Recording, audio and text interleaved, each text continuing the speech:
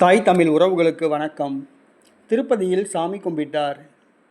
திருப்பதியில் சாமி கும்பிட்டார் என்ற தலைப்பில் இந்த காணொளியை நாம் காண்கின்றோம். பிரபல அரசியல் தலைவர் சற்று முன் திருப்பதியில் சாமி தரிசனம் செய்தார்.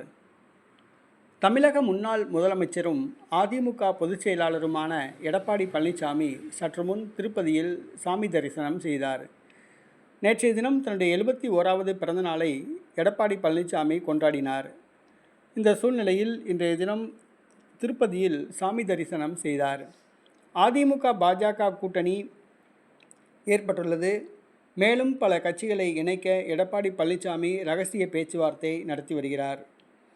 தேமுதிக, பாட்டாளி மக்கள் கட்சி, புதிய தமிழகம், தமிழக மக்கள் முன்னேற்றக் கழகம், தமிழ் மாநில காங்கிரஸ் உள்ளிட்ட பல கட்சிகளை இந்த கூட்டணியில் இணைக்க முயற்சித்து வருகிறார். மேலும் தமிழக வெற்றி கழகத்தையும் இணைக்க முயற்சித்து வருகிறார். வருகிற சட்டசபை தேர்தலில் அதிமுக பாஜக கூட்டணி வெற்றி பெற்று எடப்பாடி பழனிசாமி முதலமைச்சராக வேண்டும் என்று எடப்பாடி திருப்பதியில் சாமி கும்பிட்டுள்ளார்.